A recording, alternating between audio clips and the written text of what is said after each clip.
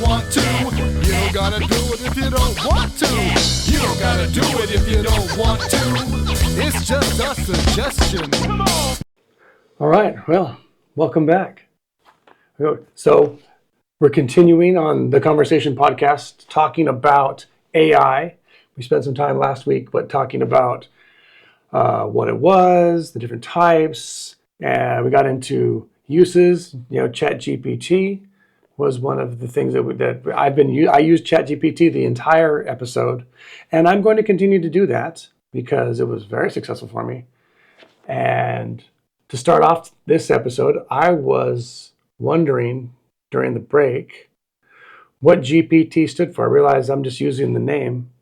So I asked ChatGPT, and then I discovered that it talks. So here's what GTP stands for in ChatGPT's own words. GPT stands for Generative Pre-trained Transformer. It refers to the model architecture developed by OpenAI, which uses a transformer-based deep learning model for natural language processing tasks. These tasks include text generation, translation, summarization, and more. So ChatGPT has a much clearer, fluid voice, in my opinion, than like Alexa or Siri or any of those things. I would expect nothing less. I suppose. If they're claiming that this is the thing that's going to lead us beyond our current technology and into future centuries, and it's going to provide so much value. But I think also but the fact that it sounds so human gives people a false sense of its reality.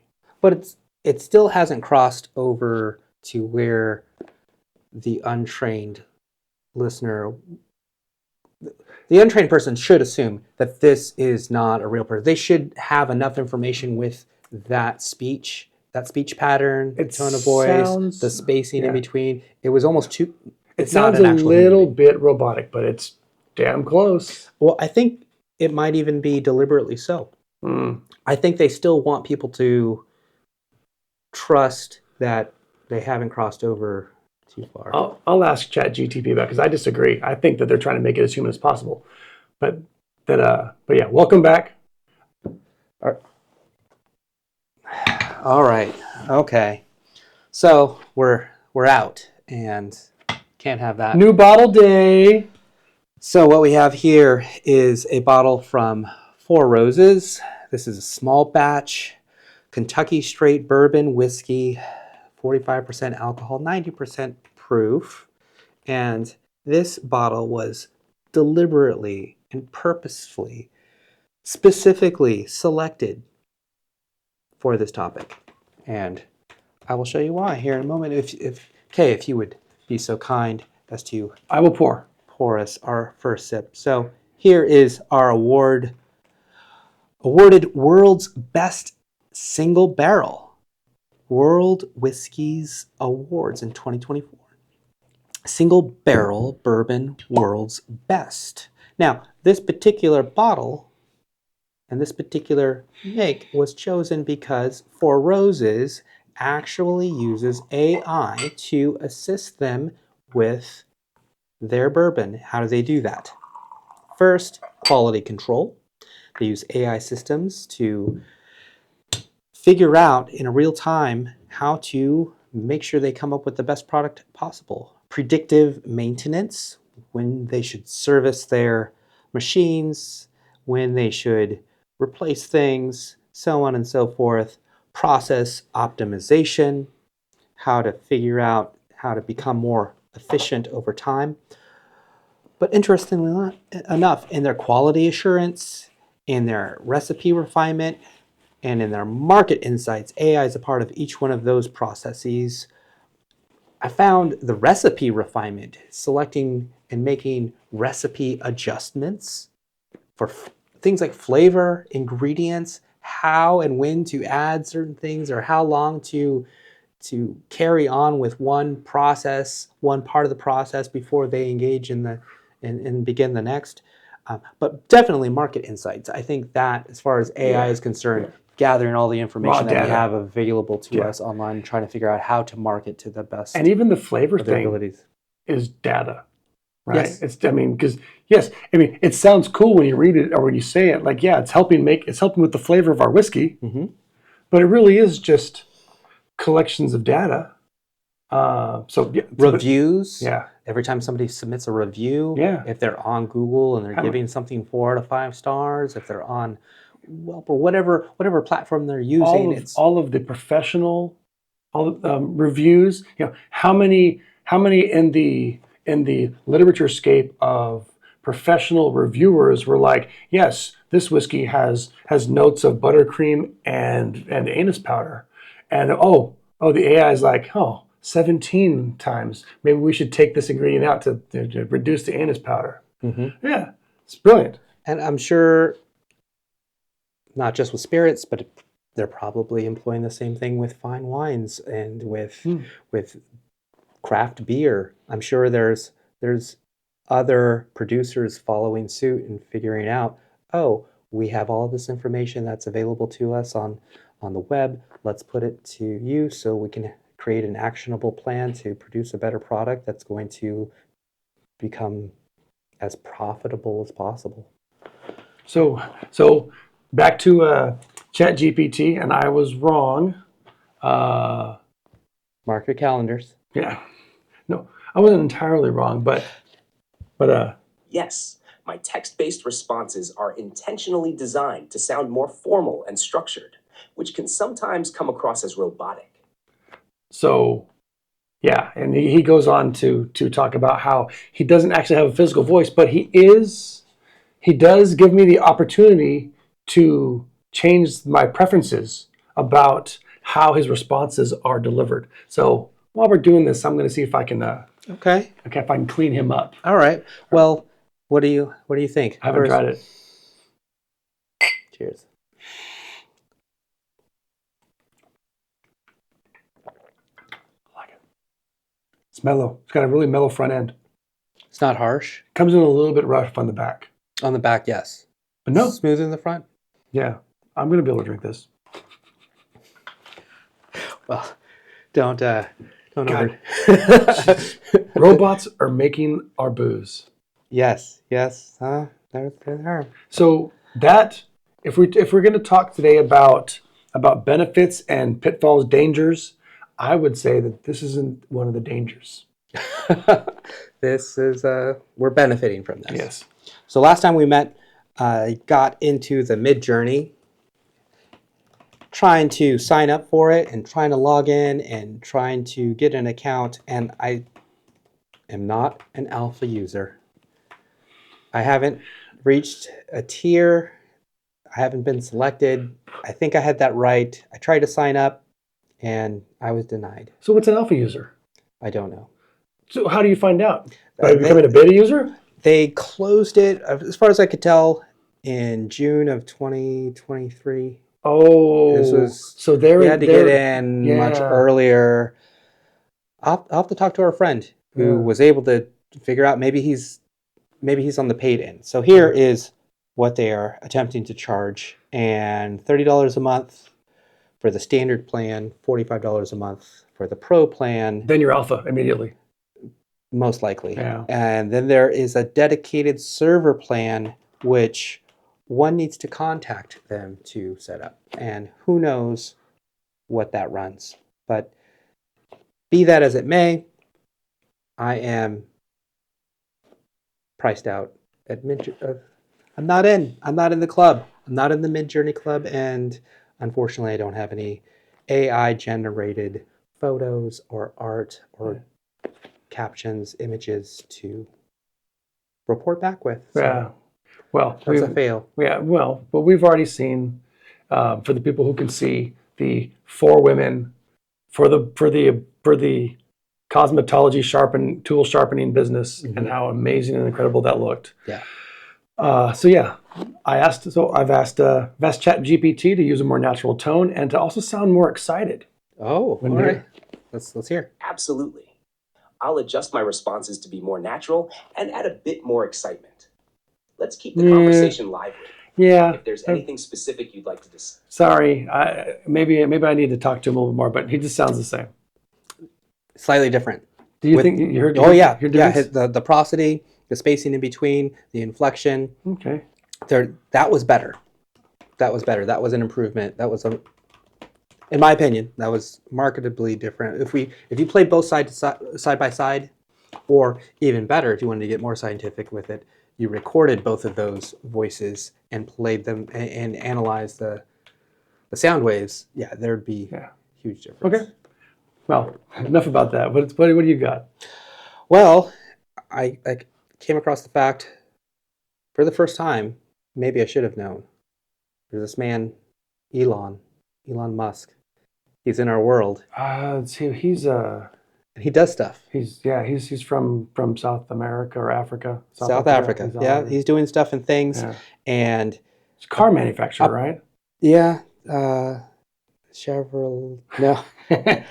All right, joke's over. Yes, we all know who Elon Musk is. Yes, and he's apparently maybe somewhat miffed that he developed this thing that's now out there. And I've seen this bit you're going to show. I've seen the full interview, and he's pretty miffed about OpenAI becoming a for-profit entity. Let's take a peek, shall we? So I haven't seen all of this, so here we go. I'm not sure the exact number, but it's some number on the order of $50 million. So man, fate loves irony next level. So I used to be close friends with Larry Page, and I would stay at his house, and we'd have these conversations long into the evening about AI, and I would be constantly urging him to be careful about the danger of AI, and he was really not concerned about the danger of AI and was quite cavalier about it. And at the time, Google, especially after their acquisition of DeepMind, had 3/4 of the world's AI talent. They had obviously a lot of computers and a lot of money. So it was a unipolar world for AI.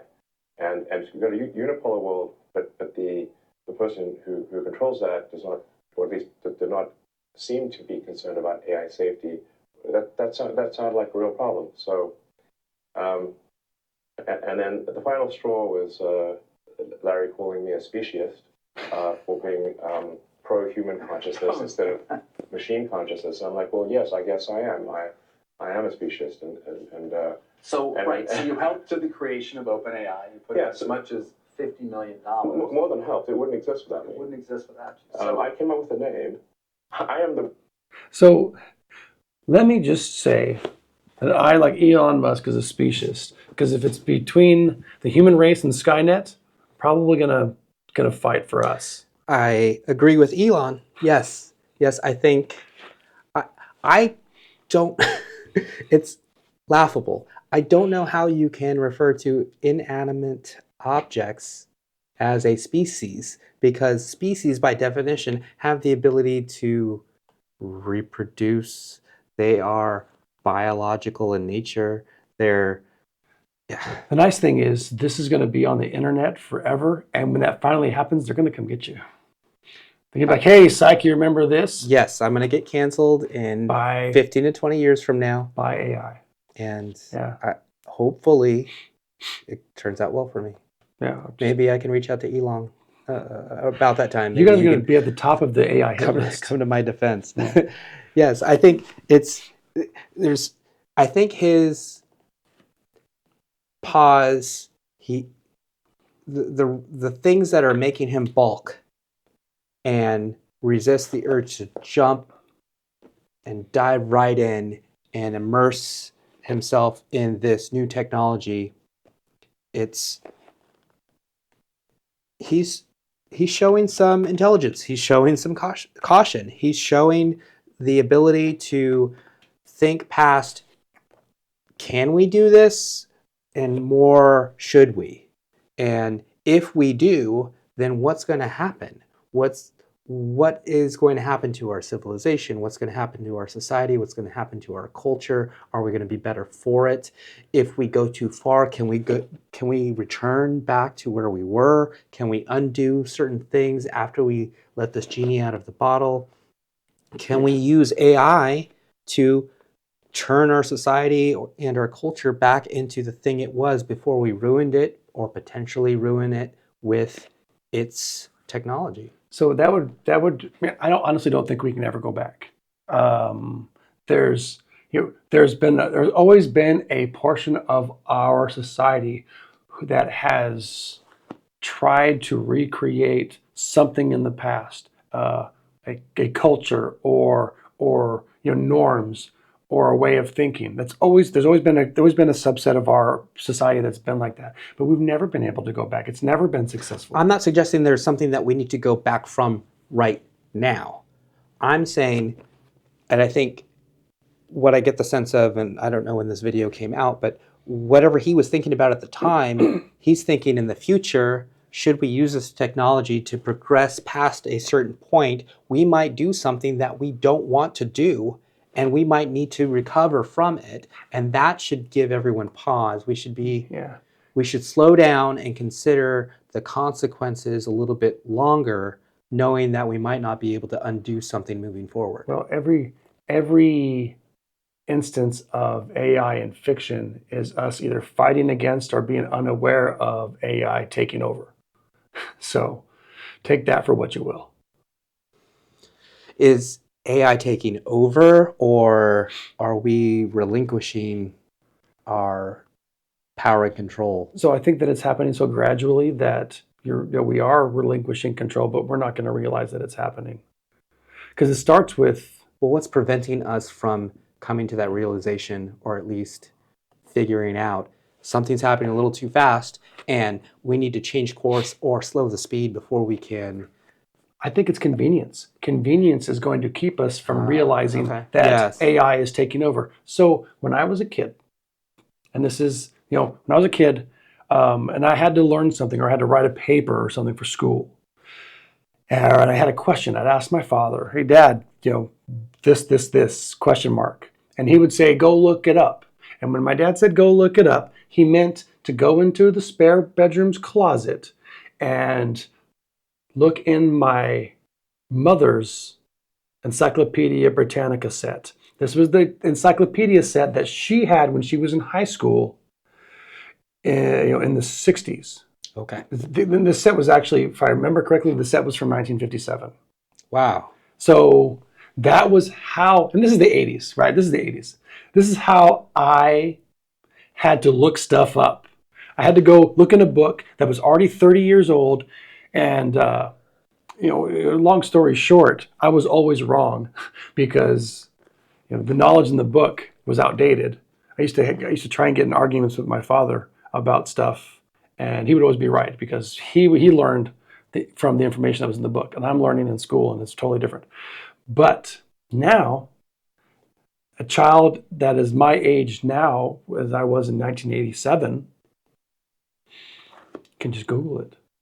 And the answer is right there. There's a convenience to that. He doesn't have to go see A, B, C, D. Yes, I'm looking up, something in D's, start flipping through it, looking in alphabetical order. It took me longer to find something than it does now for a kid to do the whole damn paper. Yeah, I think that has value, and I don't think we should shy away from that. We should remain where we are, and we should progress so we can still obtain the who and the when and the where. I think those questions are answered in the best way with the search engines that we have now and with artificial intelligence. I think when we start crossing the street and we get into the how and the why, I think those aspects become a little bit more gray, and you have to make a determination, like why did it, because we make decisions based on why something happened. And if somebody has a different perspective or opinion on why that said thing happened, then that's going to change their decision path. but we also make decisions based on if things happened. So let me take it one step further. We just talked about last episode how you've got Google, you Googled your house in a limited sense. We're Googled out. Yeah. We are Googled out. My house, I've got Alexa, and I've got lights, ceiling fans, plugs. I've got things working on timers. I've got it all over the house. We just tell Alexa to add stuff to the grocery list, and it generates a grocery list on both mine and my wife's phones. So when I go shopping, it's got everything there. The house. What if I sold the house? Mm-hmm. What if I sold the house and I left Alexa in place? And I left all the fixtures and the light bulbs, because the smart bulbs, right? Sure. Somebody buys a house and they realize that they have this and they use it. But then one day the lights don't work anymore. That's where I think what I'm driving at with concern is the convenience is there until it's unavailable, and then we don't know what to do. And I think that's where it's going to cause us problems down the road, is we don't know how to change that light bulb. So it's a piece of technology that no longer works, And I don't know and or functions. and it's always been a convenience. It's always been there. Now we have to go about replacing it. And at what point in the future will AI have become so immersive a part of our lives that we have no idea how to change that light bulb? Well, apparently, at least with what I was reading with Four Roses, it was giving them updates about their maintenance and when they should address certain things in their production, in the business that they have going on, which has been around a while. They found a way to integrate that, but the average homeowner, So at some point, AI for maintenance, AI is going to have to do that too. just maintain yourself, AI. Yeah. So, but what happens when the internet goes down? Because everything's going to have to still be wired in. Communications will hubs in some fashion. What's AI? AI, I think maybe the first term was coined back in the 50s. There was machine intelligence, and then artificial intelligence came thereafter, or a few years. So, AI is well past a middle-aged individual at this The point. term artificial intelligence, AI, was coined in 1956 at the Dartmouth Conference, held at Dartmouth College in Hanover, New Hampshire, USA. Thank you, ChatGPT. I think he is starting to sound a little bit. Yeah, but the 50s. Now, the end of they can't really pinpoint who, so we won't dive into the weeds with who was the first, because it was a collaboration of many people sharing ideas around that time. Apparently, and so that's not important. But about the 50s until now, we are at a point where you have a device sitting in front of you that can tell you when things happened, because it has that access to pretty much all of what was in your encyclopedia set growing up, and every encyclopedia set that has come thereafter. 1956, this may not have made that version. I had and just so you know, we share, we have that in common. We both had Britannicas at home. I mean, wasn't it, or isn't it interesting how not all that long ago you were considered rich and wealthy if you owned books, if you had a library of your own at home. And now we have this in front of us that accesses the world's libraries and the world's information. My wife has more books on her cell phone today than everybody within a square mile of us will read in their lifetimes. And it's on her cell phone. Yeah. Well, I am upset that Elon is not getting enough credit. He expresses concerns. He's not getting enough credit. People aren't listening to him, and he's not getting paid for it, because He paid for it. Well, so and he $50 million. and he gave that money at first because the people who were developing it were saying that they were gonna make it open source and free for all. Yes, and he's all about that, especially with what he's doing with X. He wants it to be a platform that's available to all, and it just kind of happens. It's out there. And I think that his biggest gripe is that the people, his friend who developed it and turned it into a business, immediately started charging for it when they saw the fiscal potential of generative AI. Well, somebody's making money from all of this, and Well, everybody's making money. I mean, the Four Roses people are using it to increase their profit margin for sure. one of the biggest countries in all of the globe, China. And now we're immediately talking about the downside of AI. We are here. Patents are out there. Well, Elon didn't get his way. It's not an open source for just anybody and everybody, and so people are going to race to find ways to patent it, to wrap it up with a nice shiny bow, get people to subscribe and Exploit it. Yes. And so what is this here now? This is from Forbes. Forbes, as of 3 days ago, July 4th, Independence Day, 2024, China thrashes U.S. in global AI patent race. Here's why that doesn't mean it's winning the Here's why that doesn't mean it's winning the AI war. Okay, so it gets into an op-ed about AI, but the point is that China is filing for patents at a 38,000 patents for generative AI inventions since 2014. Wow. So, and these are all, I mean, you can patent anything that does one thing, and that's the point. We talked about that with general AI. The U.S., 6,300 patents since 2014. And these are all doing some little thing. Yes.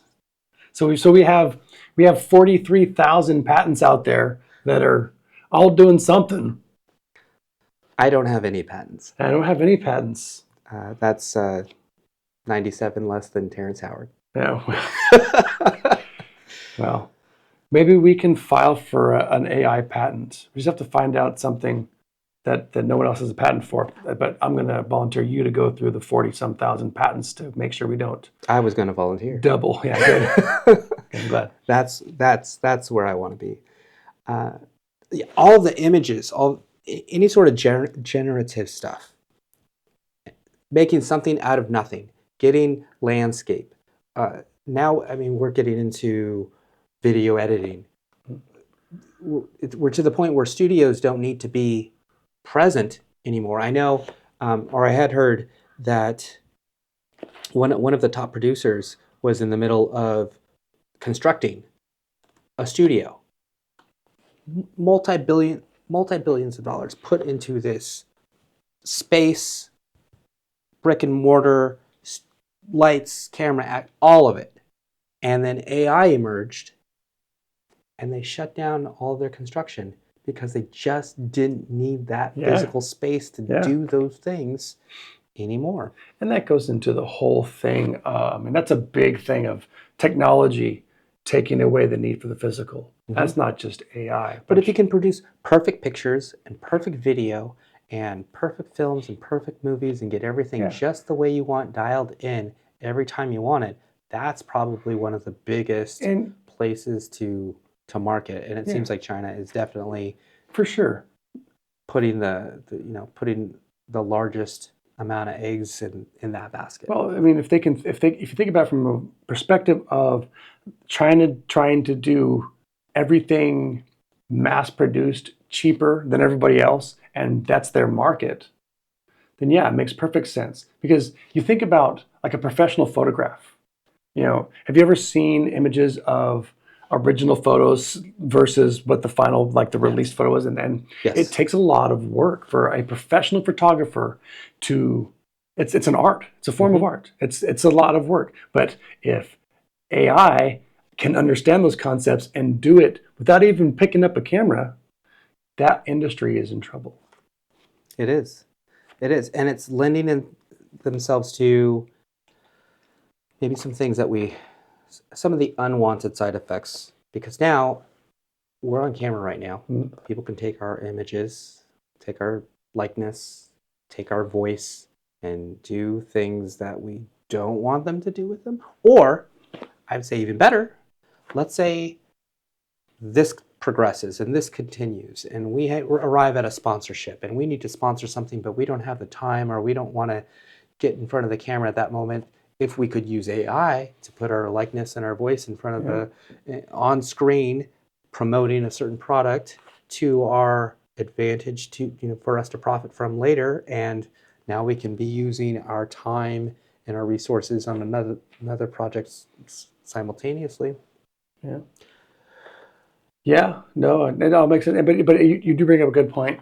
It is a detriment to an industry that is served and employs so many people, which is why the recent film strike, the people who work behind the scenes, they had this huge strike, and it was all about AI, because editors and these people, these CGI artists and things like that, they felt threatened, and I think rightly so. And I was reading the other side of that coin is many of those jobs that are being introduced into that industry are those that specialize in using AI in accessing it and being able to produce things that are from AI. So it's open. While it may be closing one industry, it is expanding the opposite side. And that's always happened. And that's the argument. However, it never positively affects the people who the walls are closing in on them. True. So true. It's when you are the one that's out of a job. Yeah.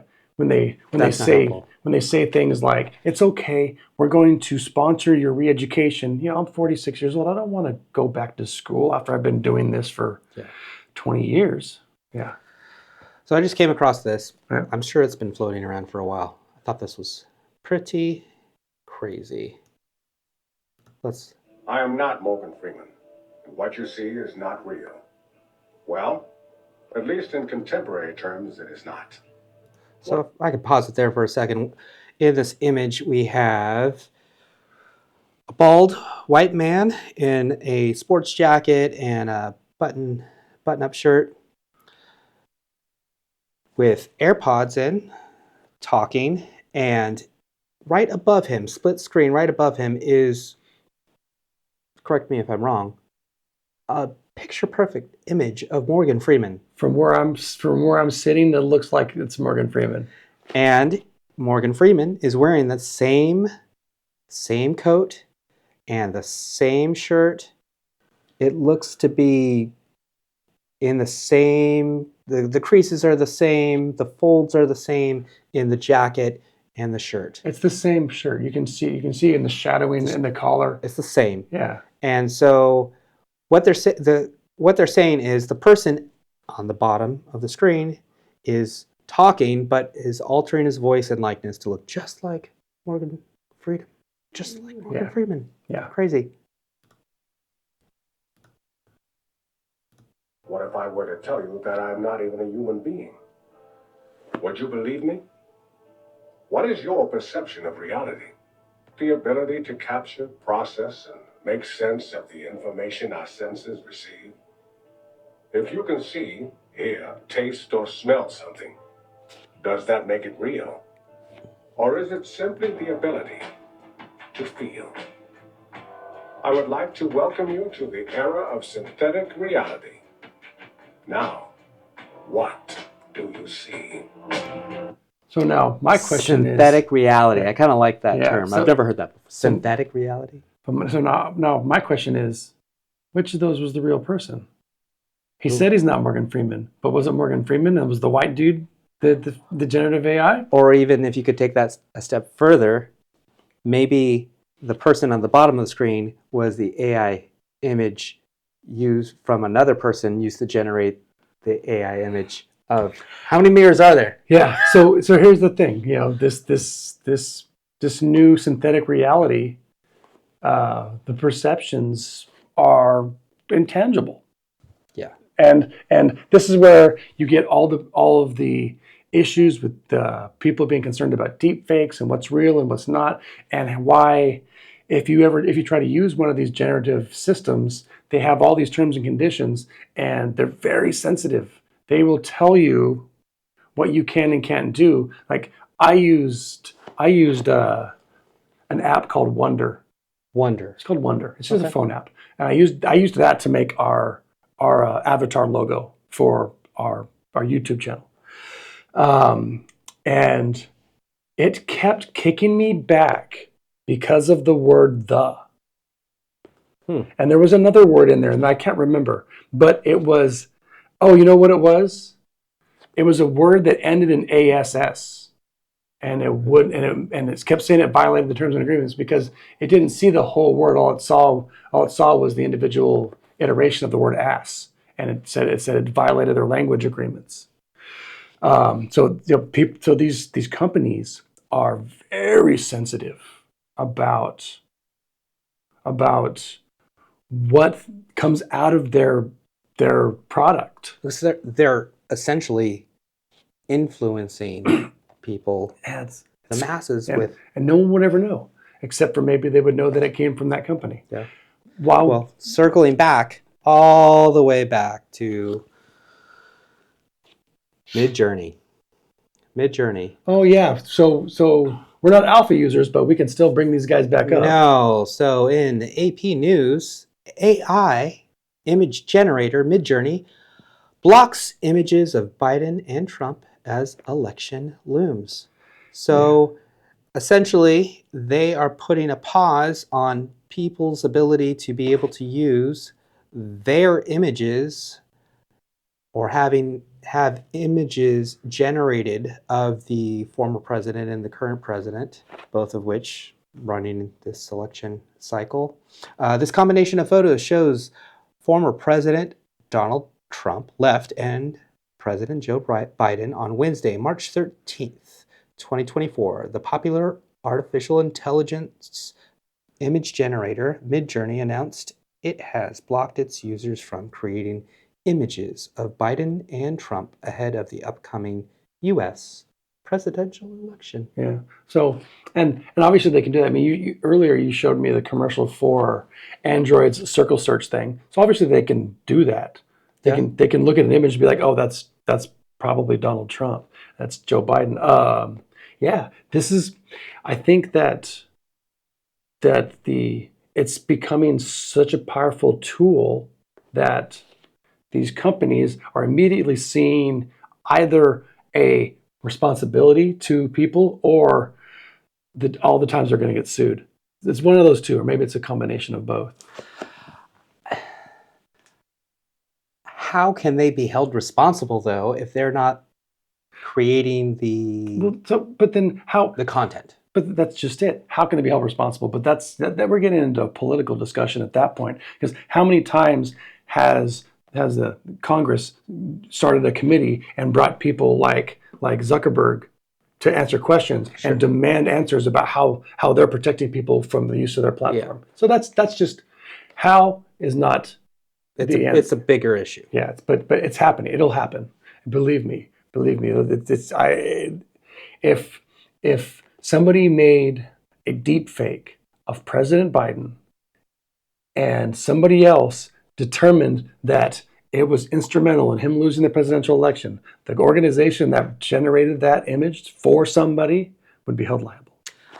I would suggest if and when that happens, and I don't want it to, but if and when, we should just have the AI defend itself before Congress. I can ask here. I think, why not ask the resource that we have developed and employed that we are now chastising to come to its own defense? If that situation ever comes up, I think that would be apropos.